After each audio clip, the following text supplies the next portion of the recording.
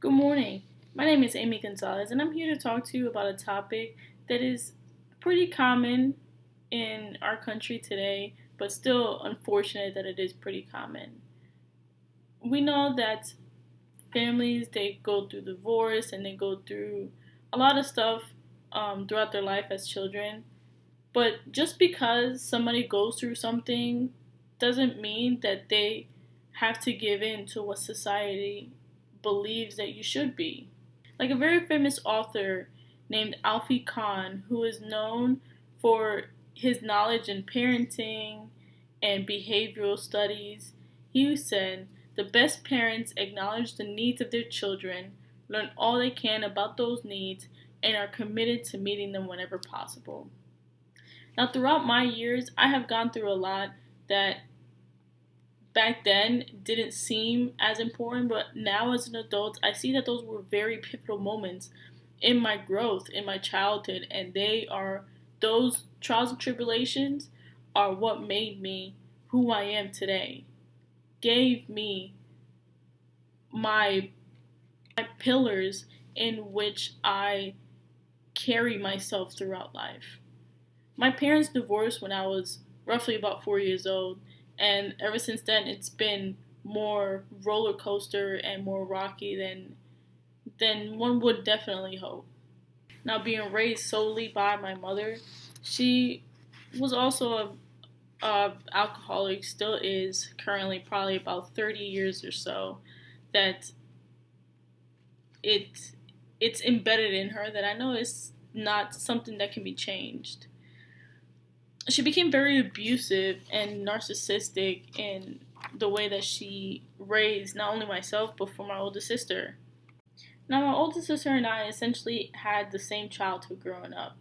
Although she was 2 years older, she was able to understand a lot more about what was going on, but doesn't mean that I was completely oblivious to everything that was going on in our household. So, although we grew up the same together, we saw the same things, we still grew up to be completely opposite.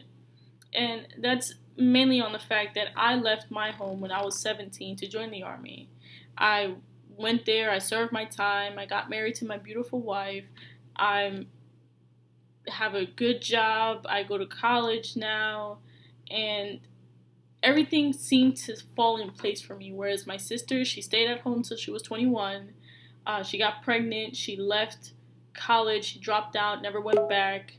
And ever since then, she's been working a menial job at a factory, not really had much for herself. Growing up, I always felt like I was a run to the pack. I was always the inferior one, and my sister was the superior one. So, growing up, I definitely made it a point to not ever feel like that again. Not in a relationship, not in a friendship, not in a with a family member, nothing.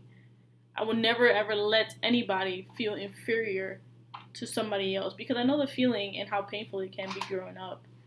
It definitely has a lot of damage to your self esteem and who you are as a person. Not only was my mother physically and mentally abusive, but she allowed a man into her life that completely changed my outlook on life after that. Once a mother chooses her husband or boyfriend before her children and her family, then at that point that person should not be in charge of the kids anymore. But unfortunately, that was not the case for us. Unfortunately, the people that we had in our household were the only family that we had. One thing that I paid very close attention to growing up was that I would never intentionally cause harm, physical harm, to somebody that I love because that's not a way to show that you love somebody. And just because I grew up thinking that was true doesn't make it right. Just because you say the sky is red doesn't make it true. And although there are studies that show that you are destined to be who you genetically are, but I'm the prime example that it doesn't have to be that way. Sometimes in life you are dealt the worst hand, but it depends on what you do with that hand, not the fact that you have terrible cards. There have been times that somebody has been dealt a terrible hand, but they end up winning the game. Granted, life is not a game, but with all the blessings that I have, I definitely felt like I won.